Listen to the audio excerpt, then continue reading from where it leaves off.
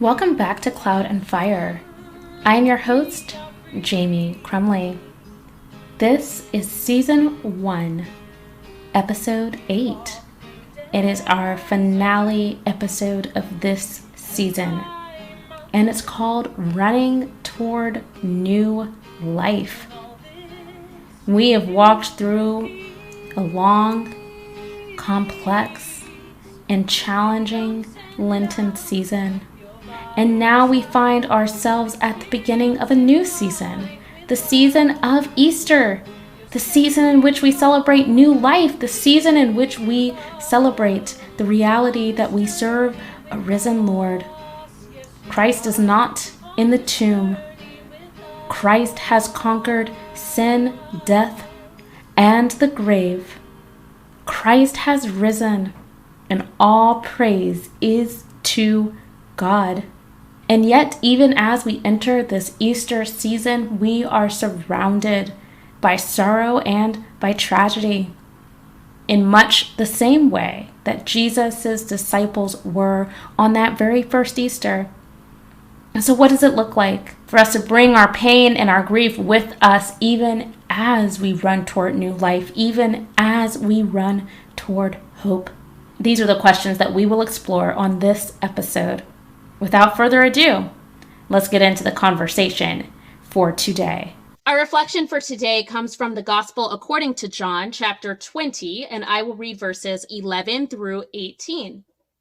But Mary stood weeping outside the tomb. As she wept, she bent over to look into the tomb, and she saw two angels in white, sitting where the body of Jesus had been lying, one at the head and the other at the feet. They said to her, "Woman, why are you weeping?" She said to them, "They have taken away my Lord, and I do not know where they have laid him." When she said this, she turned around and saw Jesus standing there, but she did not know that it was Jesus. Jesus said to her, "Woman, why are you weeping? For whom are you looking?" Supposing him to be a gardener, she said to him, "Sir, you have taken him away. Tell me where you have laid him, and I will take him away." Jesus said to her, "Mary." She turned and said to him in Hebrew, "Rabboni," which means teacher.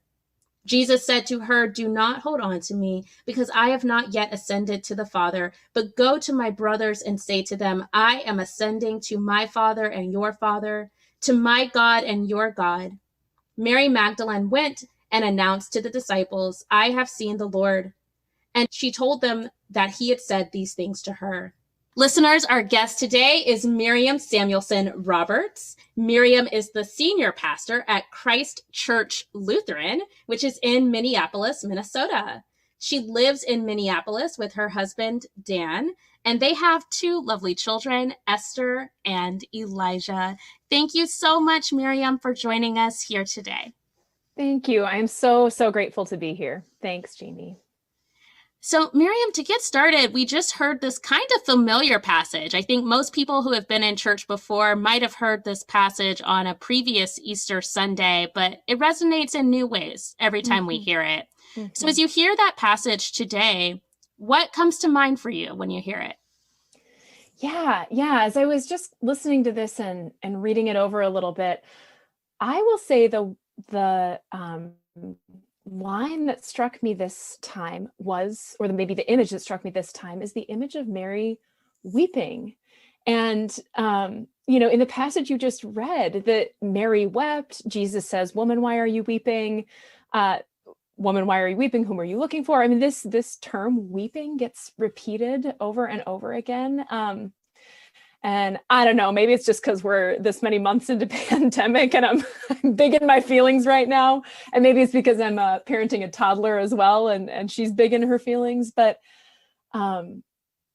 this notion of like feeling your feelings all the way through and getting to the other side of them. And I've always kind of listened to this passage and heard Jesus's question afterward, "Woman, why are you weeping?" is a little bit accusatory, like, what are you doing? Why are you wasting your time crying? But as I read it this time, I heard it as such a compassionate, like, tell me about your feelings, tell me how you're doing. Why are you weeping? So that's what struck me at the heart of it, kind of this time listening. I don't know how how much you want to hear about like child development and what I'm reading about parenting toddlers right now, but as I read, toddlers have big feelings. Our daughter's almost 3, and as I read more and more about toddlers and their feelings, what I'm learning is, at least the sort of like common parenting advice right now is not to tell kids to stop crying, and not even to tell them it's okay, but to say, wow, I understand that was really upsetting that your brother took your toy or whatever.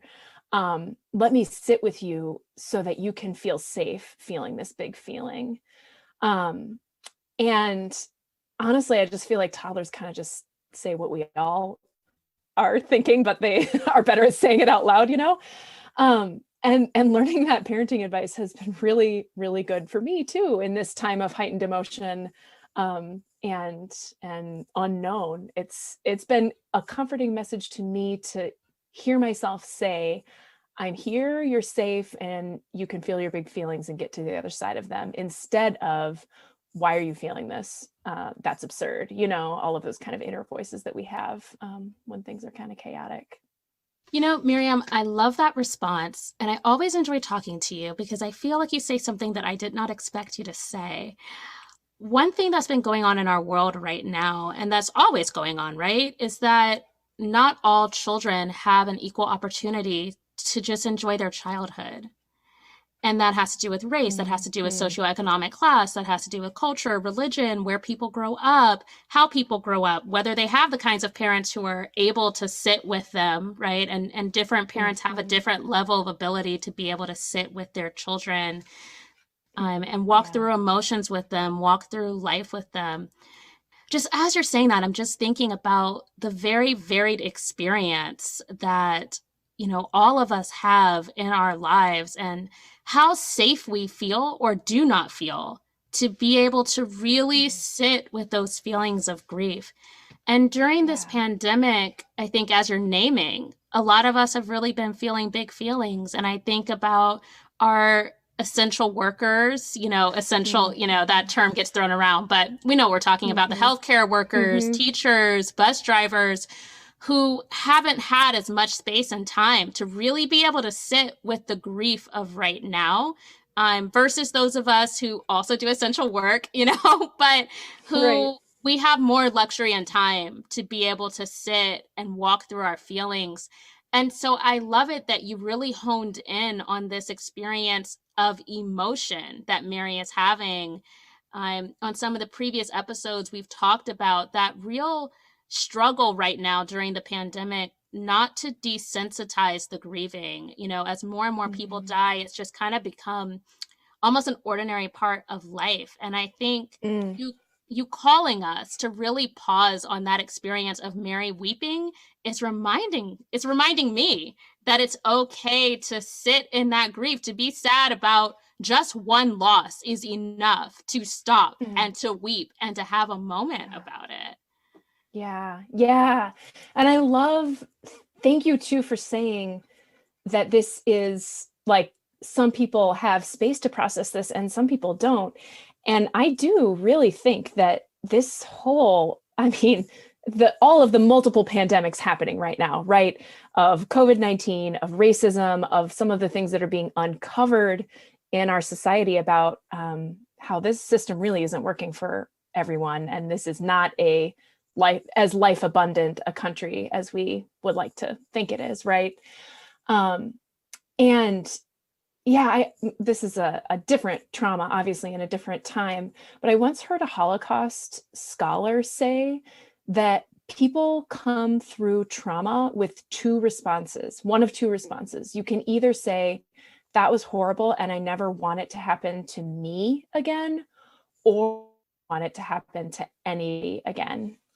I just think that is how we ought to come out of this trauma, is to say, I don't want this to happen to anybody. I want everybody to be able to feel their full weight of grief about it. I want everybody to be able to live a safe and healthy and full life.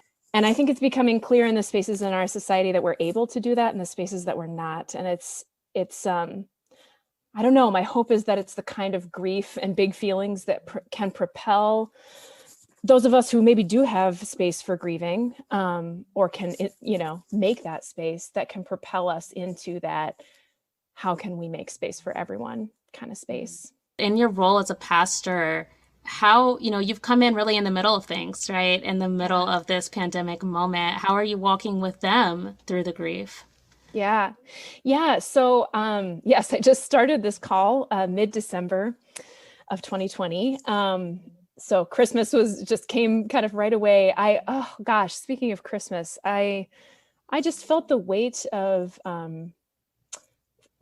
being separated at those kinds of holidays, I think, is really, really poignant in the church, because that touch point of being in the sanctuary and lighting your candles and singing Silent Night, I mean, that is just such a ritual for everyone. So definitely felt the weight of that. And Christ Church Lutheran, this church that I'm now senior pastor of, is about, I would say, 10 blocks from, we're in Minneapolis, and it's about 10 blocks from where George Floyd was murdered this past summer.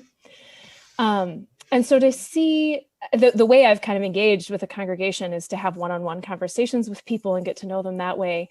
So to hear people reflect on that, and to hear this mostly white congregations talk really, really profoundly about all of their individual and collective reckonings with racial justice and with racism, especially in this city and like in this very neighborhood, and how it plays out in their own lives.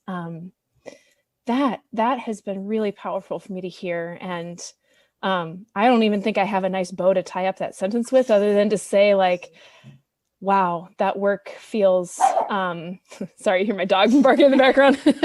That work feels heavy. It feels important. And it feels like what we were just talking about, like that clearly there are deep, deep disparities, and underlying racism, violence, all of this being uncovered. And my hope and prayer going forward, this is not going to be a short journey, right? It's not going to be something we check off a checklist. It's not going to be something we achieve at. It's going to be something that every church community is reckoning with, or I hope that every church community is reckoning with it. So I'm grateful to get to be walking that journey with this community now. And I don't know what it's going to look like, but it feels like the most important thing to be talking about and doing and examining right now. There's another part to that sentence, right? So Jesus says, "Woman, why are you weeping?" And like you said, I think, and it's such a big problem for me, maybe it's my feminism, but there are just certain moments whenever Jesus talks to women in scripture where I kind of feel a certain sharpness to it. Yep. Yes. It's like Jesus has a bit of an attitude about what that woman, and maybe it's always the woman that yes. goes before. I totally agree. Totally. So maybe that's why it feels so much like an accusation, a woman. Yes. But the other part of the statement is, for whom are you looking, right? And there's this bit of kind of hope and possibility there in the second part of the question. So first of all, Jesus acknowledging her feelings. We don't know if we love the phrasing, but Jesus does acknowledge her feelings. But from there, Jesus leads into, and so what comes next?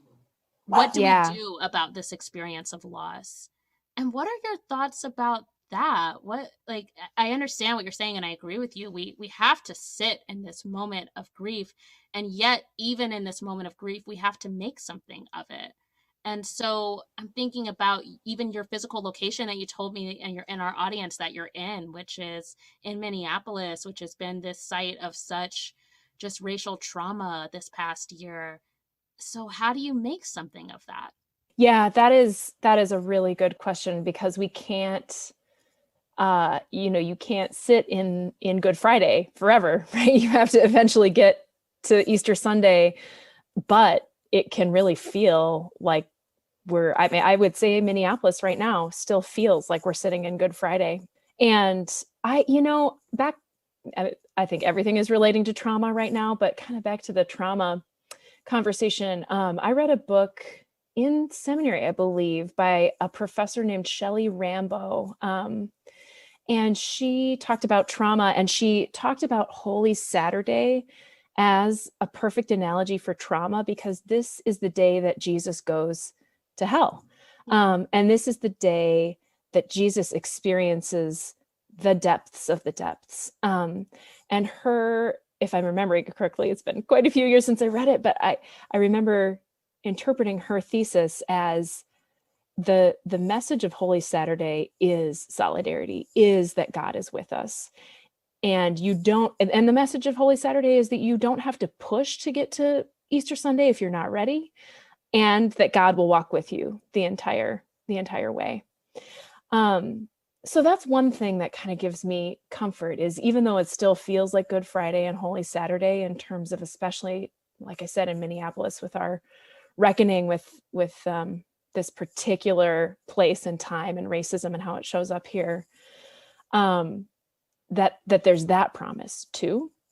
And I will say the promise of knowing that Easter Sunday is coming still does keep me grounded too, that we do have a God that defies death and that takes all of the death-dealing forces in the world, including racism and white supremacy, on these intense, obvious levels and on all the levels that exist, in all of our bodies and relationships.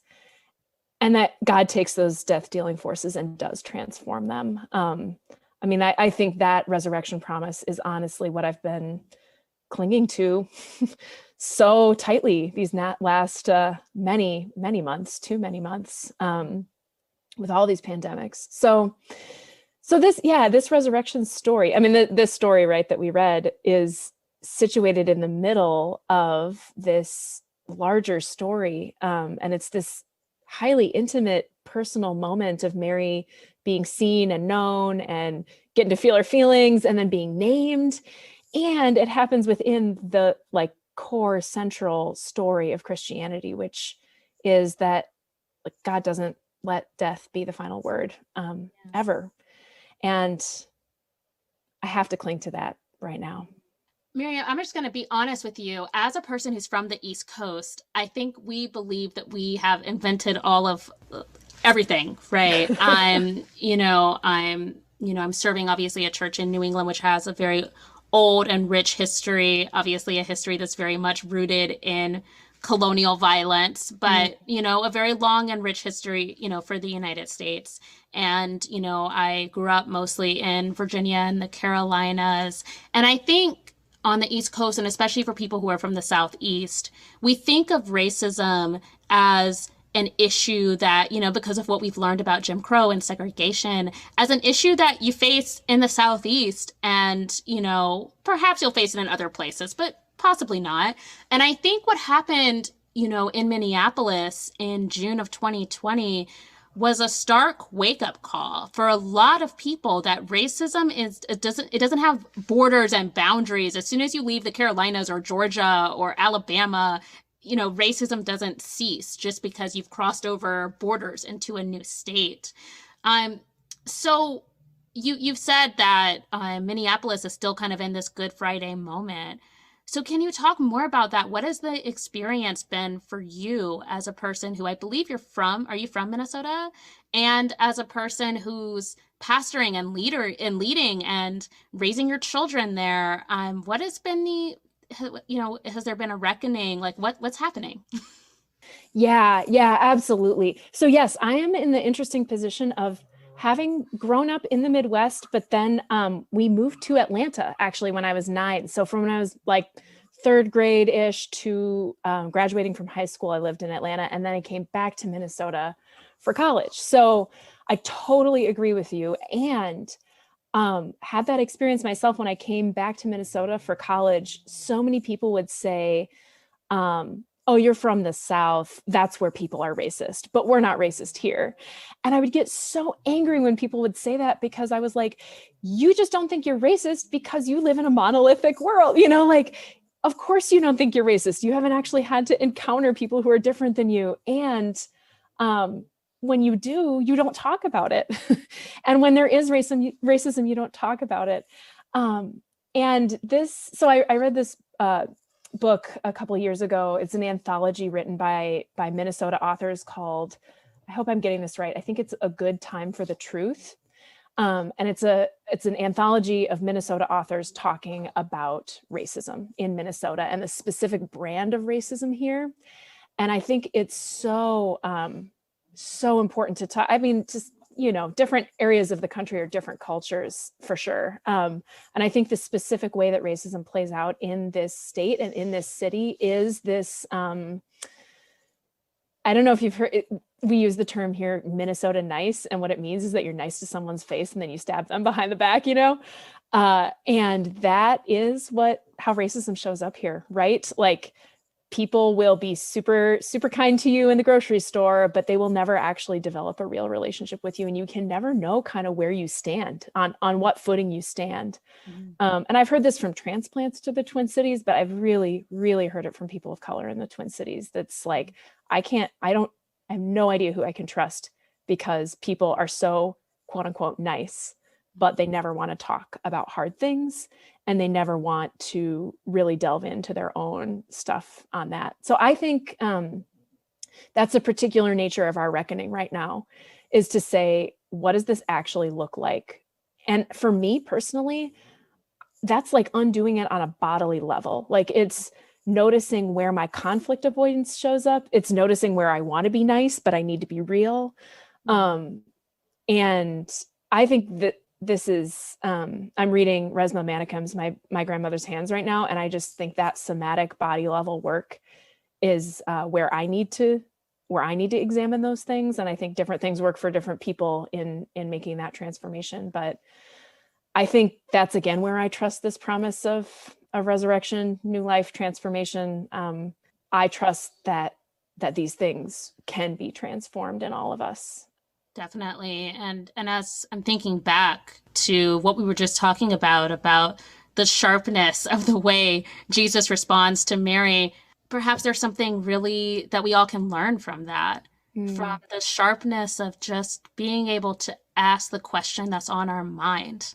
Yeah. If we want to know something about a person of a different culture, I think to your point, I think when people are different from us, a lot of us, especially those of us who have been kind of raised in more liberal frameworks, have been taught, maybe don't say anything to the person, and it divides us more than it brings us together. We don't actually know anything about each other. I see someone crying. I don't actually know why, because it will be impolite to walk up to them and say, what are you so upset about?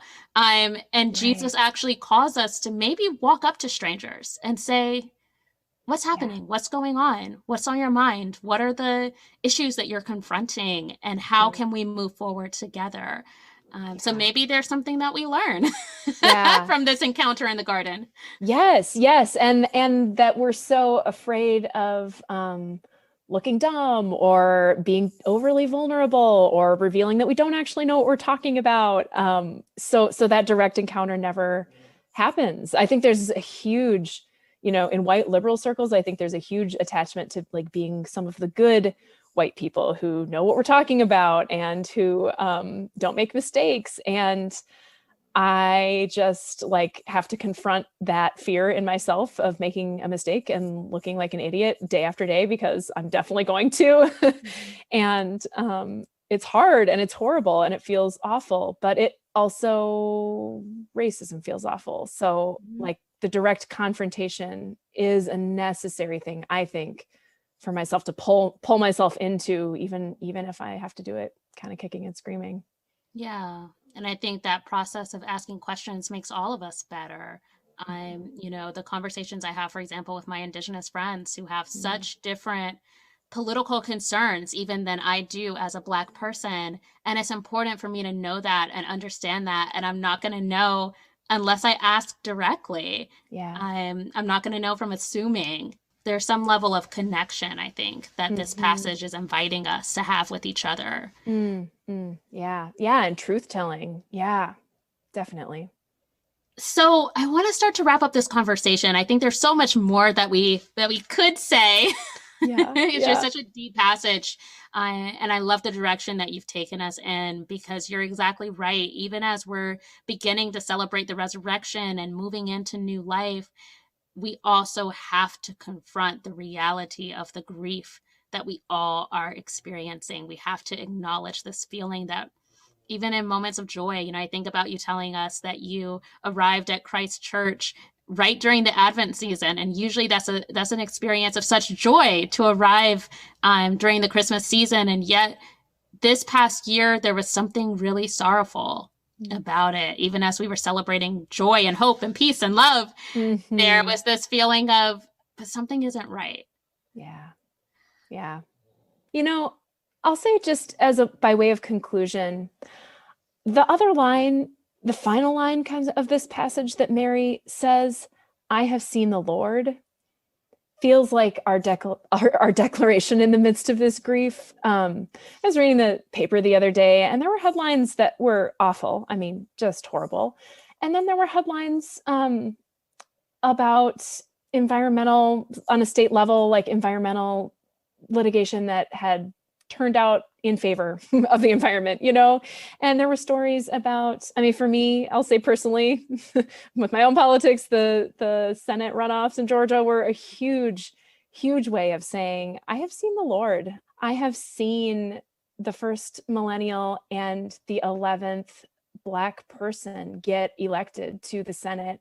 And that's wild that that's true, especially of Reverend Warnock. But that's like, I've seen the Lord, that the world is changing. So I don't need to wrap it all up in a bow. I think sitting in our grief is really important. But I have seen some places like this declaration of I have seen the Lord feels really possible and really necessary to say in these times too. Yeah, and that leads me into the last question I have for you, which is, during these times where we've talked about how much grief there is, how and where are you experiencing the steadfast love of God?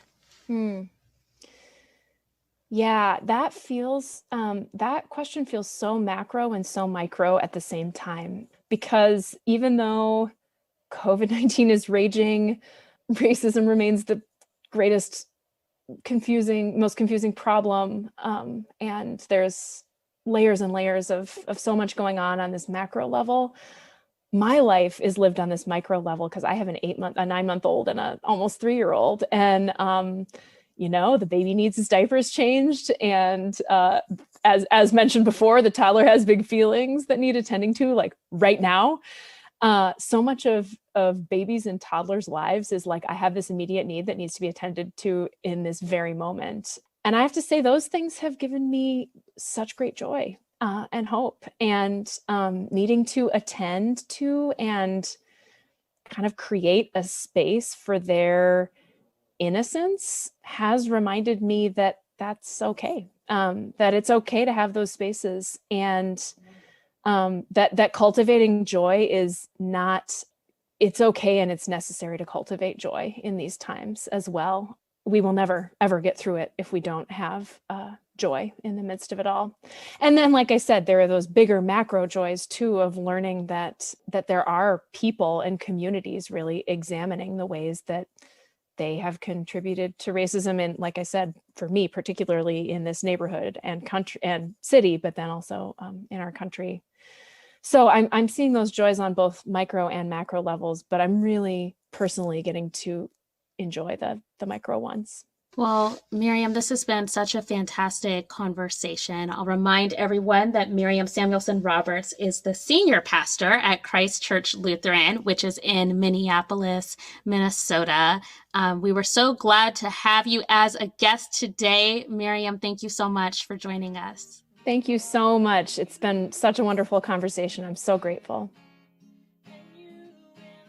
Thank you for listening to this episode of Cloud and Fire. This concludes our first season, which has been all about how and where we experience God's steadfast love. If you've enjoyed this season, I invite you to share it with someone who you love as they continue to journey through the wilderness together. Cloud and Fire is a production of First Baptist Church in Beverly. Our theme music is by the talented Rebecca Silva. You can follow us on Instagram and Facebook at Cloud and Fire Pod. Until we see you again for Season 2, be well and get home safely.